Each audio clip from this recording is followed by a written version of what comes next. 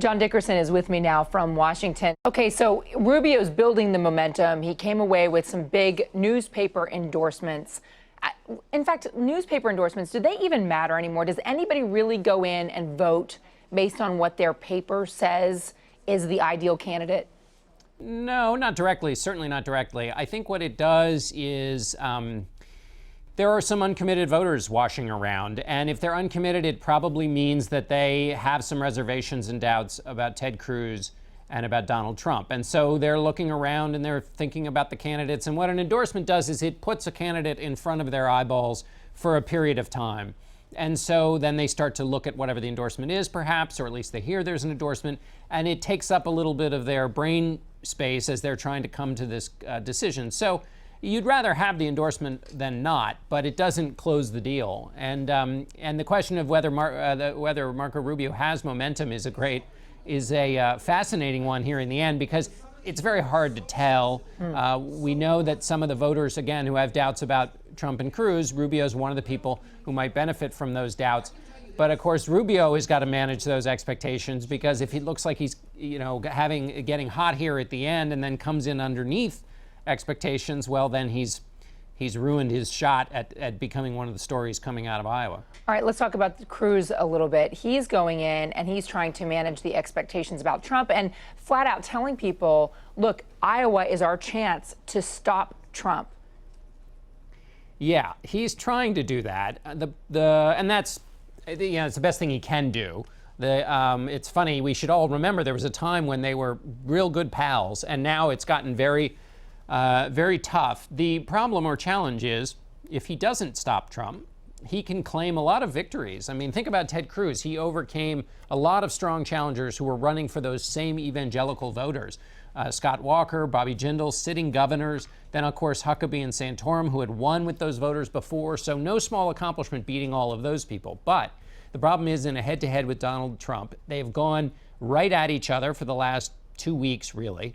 And it is a test. And if Cruz fails that test, in the place where he has an electorate that is most favorable to him, it calls into question the larger Cruz pitch, which is, it doesn't matter that Washington Republicans don't like me. What I am building is a national conservative groundswell that will help me govern.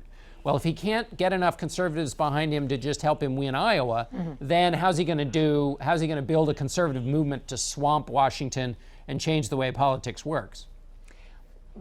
When Donald Trump was sitting down with you, he talked a little bit about winning Iowa and whether that was essential, but I thought it was very interesting. He went right on past Iowa and just said, look, I'm going to win states that nobody has won on the Republican side for many, many years. Yes, he doesn't lack for self-confidence.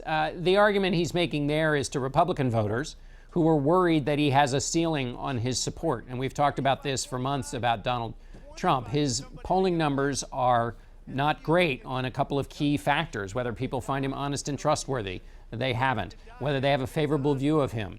They don't. And so the worry is that when he gets into a general election, those numbers will keep his support will have a ceiling on it. Now, his argument is, because I have this connection with working people, I'm going to be able to change the coalitions around in a way that no other Republican can. And there's some evidence for that.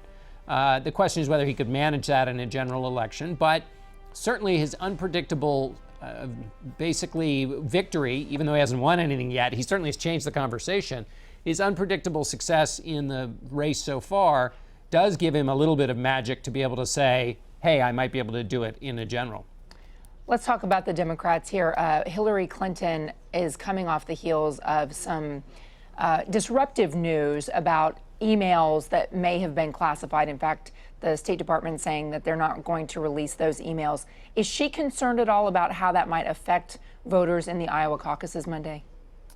They'd rather not have that story be one that anybody's talking about, but the Clinton campaign for a long time has been building a campaign in Iowa based on the fundamentals of turning out voters, of getting the right surrogates on board with Hillary Clinton. They've been running as if she's 10 points behind for 8 months.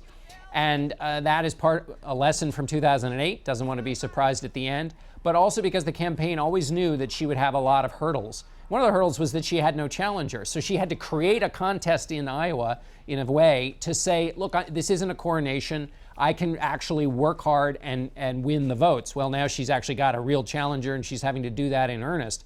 So for her, it's about turning out her voters and using that machine she has built to get votes.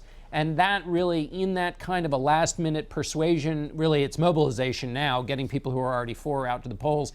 The email story is, I don't think, going to play a big role in Iowa. Whether it does down the road, that remains to be seen. But this contest between her and Bernie Sanders, it does not end with whoever wins Iowa, right? I mean, this contest keeps going at least into New Hampshire and maybe beyond that. Sure, it definitely goes on beyond that. It loses a lot of its energy if she wins in Iowa, because she will have disproven or disproved the theory that she doesn't have support within the grassroots of the party, or that, you know, she's just, despite all of her selling points to Democrats, she just can't kind of get enough of them in the room to support her. So it would be tremendously helpful for her if she could win here. But this is certainly going on past New Hampshire. John Dickerson, good to talk to you. Thanks. Thanks, Contessa. We'll follow politics all this afternoon on CBSN, and be sure to stick with CBSN tomorrow for full coverage of the Iowa caucuses.